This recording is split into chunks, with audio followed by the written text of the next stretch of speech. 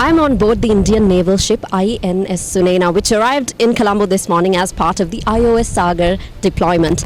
Now, what makes this naval ship significant and what makes this visit special is that this is not a naval ship that carried members just from India, but it actually has a team that consists of 16 different countries, a multinational crew comprised of members from 16 different countries, including Sri Lanka. So this deployment is very significant and it highlights the maritime trust, cooperation and unity at sea. In continuation of Indian Navy's endeavour to build bridges of friendship, Indian naval ship Sunena as IOS Sagar with a multinational crew of 16 countries arrived in the island today, marking the 7th port call in the second edition of this deployment. The maritime stability is intertwined with the economic stability of the world. So we have a huge task. For that, cooperation among nations is essential for this collective security.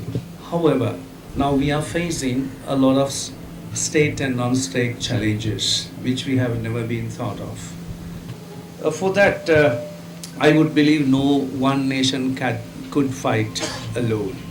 So we need to have a collaborative effort. The IOS Sagar was flagged off for sea phase from Mumbai on the 2nd April 2026 on completion of combined harbour training for multinational crew comprising officers and sailors. Bangladesh, Indonesia, Kenya, Malaysia, Maldives, Mauritius, Mozambique, Myanmar, Singapore, Seychelles, South Africa, Sri Lanka, Tanzania, Thailand, Timor-Leste and UAE in the Indian naval training establishments. The training covered seamanship, navigation, communication procedures, safety of life at sea, firefighting and damage control, along with specialized modules as visit, board, search and siege operations and advanced bridgemanship. What makes INS Sunena special is that it is a multinational crew that also is not just from one country, from 16 different countries. Now we see this often on commercial vessels but not so much on naval ships. So why was INS Sunena chosen to be a ship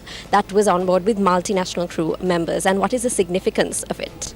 Right now we are carrying a crew of 38 officers and sailors from 16 partner nations in the Indian Ocean region. Now this is somewhat a privilege for me as the commanding officer, because we have been deployed at sea for the last month and a half and we have been operating with each other. We are learning from the other nations on board as much as they are learning from us. The initiative embodies the vision of one ocean, one mission, fostering deep engagement and cooperation among maritime partners for maritime security.